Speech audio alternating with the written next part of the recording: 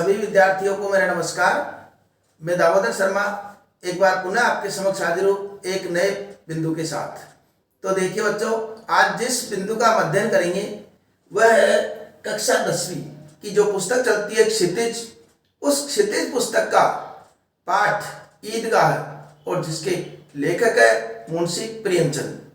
तो मुंशी प्रेमचंद का ईदगाह पाठ के जो पिछले भाग हमने अध्ययन किए उन पाठों भागों से ये स्पष्ट हो गया कि हामिद की स्थिति इतनी सही नहीं है। माता पिता का बचपन में देहांत हो गया, आर्थिक स्थिति काफी खराब है।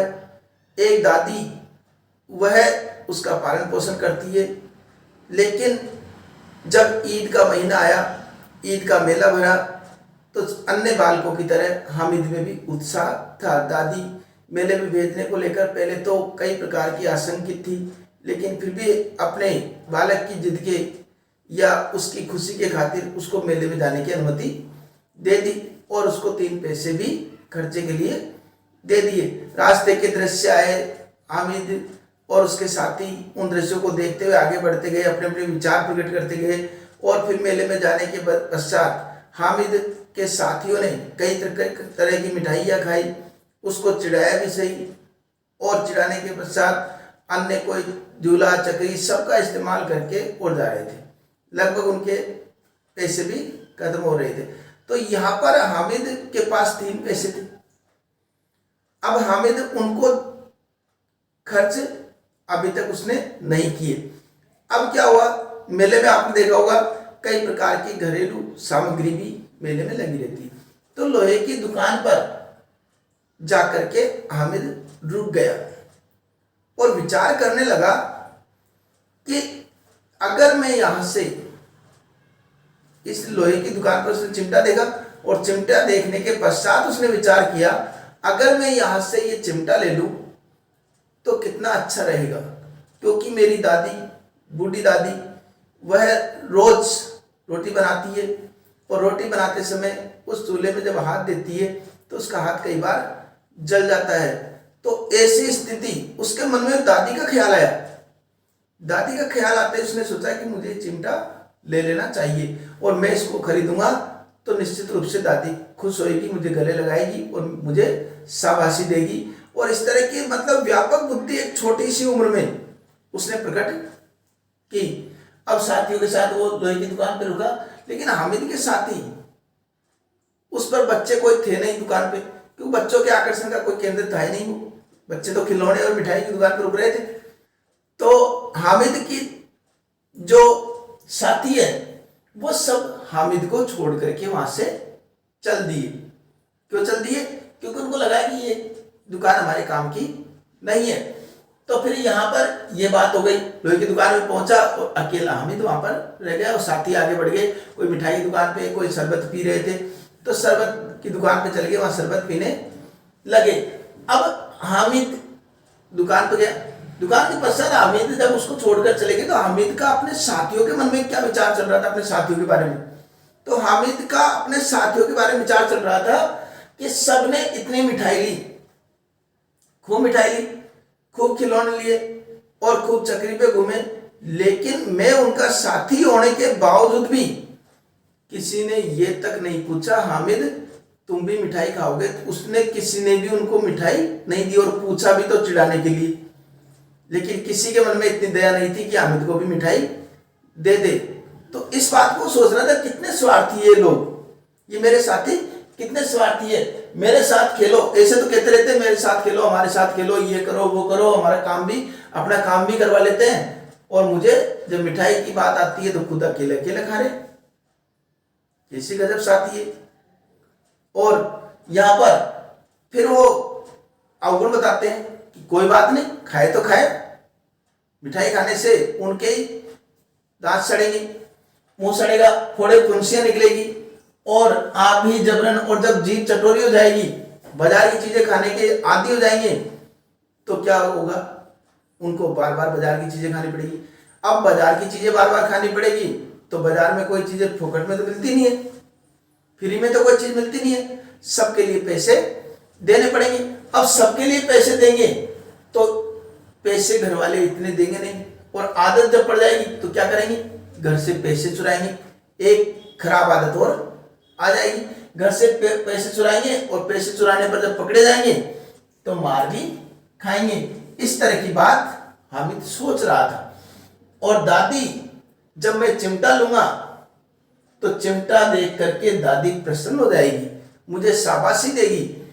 अब्बा जान के आने के पश्चात दिखा दो। और मैं भी जो है, एक बात और कही उन्होंने, हामिद ने एक बात और कही कि जब मेरे अब्बा जान आएंगे, क्योंकि दादी ने इनको, हामिद को झूठी दिलासा दे रखी थी कि तुम्हारे अब्बा जान गए और विदेश से तुम्हारे लिए कई प्रकार के खिलौने और पैसे लेकर के आएंगे। तो उनके मन में आ रहा था हामिद की कि जब अब्बा जान आएंगे तो बहुत सारे पैसे लाएंगे, खिलौने लाएंगे, तब मैं इनकी तरह स्वार्थी नहीं प्रवृत्ति नहीं बताऊंगा, मैं इनकी तरह, साथियों की तरह स्वार्थी प्रवृत्ति प्रकट नहीं करूंगा। मैं दिखा दूंगा असली साथी होता क्या है, असली मित्र होता क्या है, और मैं सबको मेरे खिलौने से खेलने दूंगा, मिठाई खिलाऊंगा सबको, और बराबर का व्यवहार करूंगा, और उनको बता दूंगा कि वास्तव में सच्चा साथी, सच्चा मित्र किसे कहते हैं, ये मैं इसको प्रकट कर दूंगा। ठीक है, ये हामिद के विचार आ रहे थे साथियों के संदर्भ में और अपने बारे में बताया। अब ऐसे करते करते अब चिमटे की दुकान पर क्या हो, खड़ा विचार कर लिए। अब विचार करने के बाद जब चिमटे पर दृष्टि पड़ रही थी इसकी, तो इसने दुकानदार से भाव पूछे कि ये चिमटा कितने का है। दुकानदार ने पहले देखा कि बालक है और बालकों का अपनी दुकान पे कोई ऐसे कोई विशेष काम तो है नहीं, तो उन्होंने कहा बेटे तुम्हारे काम की ये वस्तु नहीं है, आप आगे खिलौनों की इनकी दुकानों पे जाओ, वहां जाकर के उस खरीदारी कर लो। लेकिन हामिद वहां से नहीं हटा और उसने पूछा कि आप तो बता दीजिए इस चिमटे का दाम क्या है। दुकानदार ने उसको बताया कि ये चिमटा जो है ये 6 पैसे का है। कितने का है? 6 पैसे का। ये चिमटा 6 पैसे का है। तो हामिद के पास कितने पैसे थे? कुल 3 पैसे। अब 3 पैसे में कितने कम पड़ गए? 3 पैसे। दुकानदार कीमत कितनी बता रहा है? 6 पैसे और उसके पास 3 पैसे।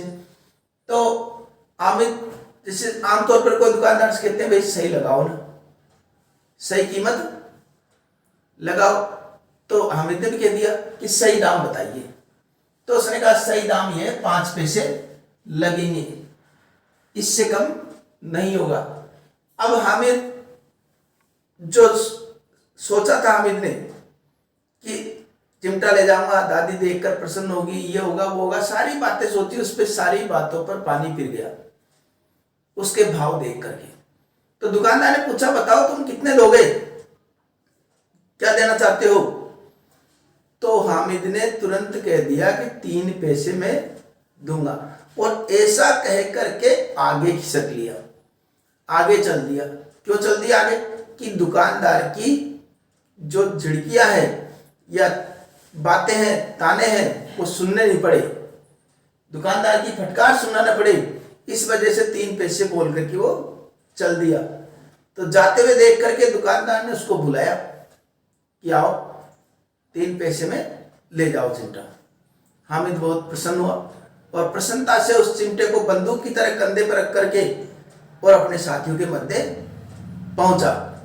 और साथियों ने जब देखा कि हामिद ये क्या खरीद लाया चिमटा, तो मजाक उड़ाई उसकी कि क्या खरीद लाया तुम चिमटा, ये क्या काम आएगा तुम्हारा चिमटा। इस तरह के जब तरह तरह की मजाक उनके साथियों से द्वारा उसके साथ हो रही थी, तो हामिद ने हिम्मत नहीं हारी।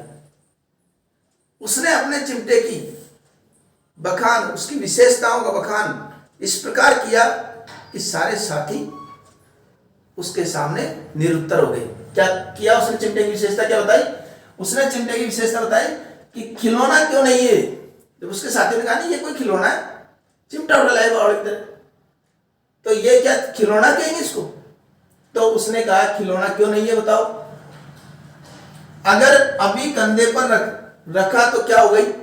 बंदूक हो गई, और हाथ में ले लिया तो फकीरों का चिमटा हो गया, और चाहूं तो इस मंजीरे के काम भी ले सकता हूं। मंजीरे जो बजाते हैं ना, तो उस मंजीरे के रूप में भी इसको काम में ले सकता हूं। कहीं जरूरत पड़े तो उसके रूप में बजा भी सकता हूं मैं, क्यों नहीं ये खिलौना है? तुम्हारे खिलौने के कितना ही जोर लगाए वे मेरे चिमटे का बाल भी बांका नहीं कर सकते। तो उसने ये भी तर्क दे दिया कि तुम्हारे खिलौने कितना ही प्रयास कर ले, मुकाबला करवा लो इससे, तुम्हारे खिलौनों से और मेरे चिमटे का मुकाबला करवा लो, एक भी अगर सामने टिक जाए तो मेरा चिमटा ही जो है जीतेगा। मेरा बहादुर शेर है, ये मेरा चिमटा नहीं है, ये मेरा बहादुर शेर है। चिमटे ने सभी को मोहित कर दिया। अब जैसे उसने तर्क दिए कि तुम्हारे ये जो बिस्ती है इसके एक अगर चिमटा रख दूं तो ये पानी में मिट्टी में मिल जाएगा, और कानून की बात आई कि इसको जो है वकील तुम्हारा, इस वकील के कानून इसके पेट में घुसेड़ दूं तो ये हो जाएगा। इस तरह के जो तर्क दिए उसने, इस तरह के तर्क को सुन करके उसके साथियों को भी लगा कि वास्तव में हमने गलती कर दी, हमने खिलौने कर दिए। और अब समझ में आया कि हामिद इतनी देर से पैसे क्यों बचा रहा था, लेकिन अब उनके पास बहुत देर हो चुकी थी, क्योंकि सारे पैसे तो उन्होंने मेले में खर्च कर दिए। अब बचा कुछ नहीं, अब क्या करे वो, बचा तो कुछ है नहीं, अब पैसों का व्यवस्था कहां से करे? तो सारे साथियों को पछतावा होने लगा। अब पछतावा होने लगा तो चिमटे को रुस्तम हिंद कहा उसने। चिमटे को जब ये बात कही कि रुस्तम हिंद क्यों कहा, कि ये सारी विशेषता हम उसमें उत्तर में लिख देंगे, और 3 पैसे में रंग जमा दिया। ऐसे आता प्रश्न कई बार, हम इतने 3 पैसे में रंग जमा दिया, स्पष्ट कीजिए।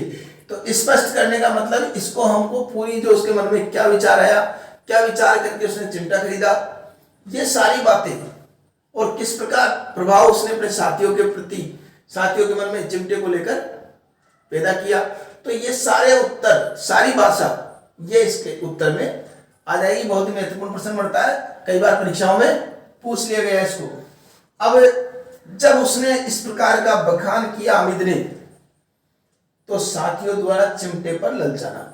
अंत में बात आई है कि साथियों ने जब इस प्रकार की विशेषताएं देखी तो उनको पछतावा हो ही रहा था कि हमने गलती कर दी, लेकिन पैसे नहीं थे उनके पास, तो ललचाने लगे। सबके मन में और लगा कि काश ये चिमटा मुझे दे दे, बारी बारी से हम चिमटा देख ले हम भी। और अब तो इस प्रकार चिमटे पर ललचा करके उन्होंने हामिद से कहा कि मुझे चिमटा दोगे, मुझे भी खेलने दो।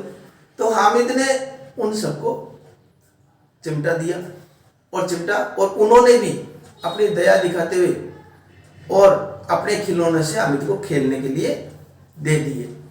हामिद उनके खिलौने से खेल रहा था, वो चिमटे से खेल रहे थे। तो हामिद मन ही मन सोच रहा था कि मैं तो क्या कह रहा था, लेकिन वास्तव में मैं तो क्या सोच रहा था, लेकिन वास्तव में खिलौनों का आनंद तो आनंद ही है। इतना चिमटे में कहाँ है, ये कितने अच्छे और सजीव खिलौने हैं, ऐसा लगता है जैसे अभी बोल पड़ेंगी। इस तरह का उसको था तो हामिद को भी कि खिलौने और हम चिमटा साथ ही रह करके खुश थे। तो यहाँ पर ये चिमटे की जो पूरी प्रक्रिया है, कहाँ से खरीदा, दुकानदार ने क्या किया और कैसे वो कार्य हुआ, ये सारी प्रक्रिया इस पद्यांश में हमने जानकारी प्राप्त की। अब रही बात, इससे जो प्रश्न बनेंगे वो डिस्क्रिप्शन में मिलते ही आपको। और दूसरी बात, यहाँ इसकी व्याख्या अगर लिखनी पड़े, सप्रसंग व्याख्या, तो हमको किस प्रकार लिखनी है? प्रसंग, पहले प्रसंग लिखेंगे, प्रसंग के अंतर्गत पहले प्रसंग, प्रसंग के अंतर्गत पिछले भागों में बताया था मैंने कि प्रस्तुत गद्यांश हमारी पाठ्य पुस्तक क्षितिज के अंतर्गत महान उपन्यासकार मुंशी प्रेमचंद द्वारा रचित ईदगाह कहानी से अवतरित है। इसमें अब जो भाग आए, जैसे हामिद के अपने साथियों के संदर्भ विचार, अगर इस वाले पद्यांश गद्यांश में कुछ आए तो इसमें हामिद अपने साथियों के संदर्भ में क्या विचार थे हामिद के, वो इसमें प्रकट किया गया है। इस प्रकार एक प्रसंग लिख देंगे, और व्याख्या विस्तार से भी बताई थी, उस प्रकार व्याख्या हम कर ही देंगे। और रही बात, दूसरा बिंदु व्याख्या का आता है, व्याख्या भी बताई थी, उस प्रकार कर देंगे। और विशेष, विशेष के अंतर्गत भाषा सरल, सुबोध और बोधगम्य है। भाषा सरल, सुबोध और बोधगम्य। ये गद्यांश में ये शब्द हमेशा ध्यान रखना, सरल, सुबोध और बोधगम्य है। इसके अलावा उपसर्ग युक्त शब्दावली का प्रयोग हुआ है। उपसर्ग के अलावा कहीं कहीं पर उर्दू शब्दावली का भी यहाँ पर प्रयोग देखने को मिलता है। ये हो गया। और हामिद ने अपने साथियों को जो तर्क दिए या जिस प्रकार की बातें कही उसका बहुत सुंदर चित्रण हुआ है। या एक विशेष लास्ट में लिख दिया करो, बाल मनोविज्ञान का बहुत सुंदर चित्रण हुआ है। ये विशेष भी हम पूरे पाठ में भी लिख सकते हैं। एक अंतिम जो कि बाल मनोविज्ञान का बहुत सुंदर इसमें चित्रण किया गया है, इस तरह का विशेष हम लिख सकते हैं। अब ये व्याख्या हो गई, विशेष हो गया और प्रसंग, तीनों बात हो गई। तीनों बातें। और परीक्षाओं में आप जानते हैं कि माध्यमिक शिक्षा बोर्ड ने जो नवीनतम पाठ्यक्रम घोषित किया है उसके अंतर्गत ईदगाह पाठ भी सम्मिलित है और उसमें से प्रश्न भी पूछे जा सकते हैं, व्याख्या भी पूछी जाएगी। दोनों ही प्रकार से हमको तैयार रहना चाहिए और तैयारी रहना चाहिए। अब रही बात हामिद की।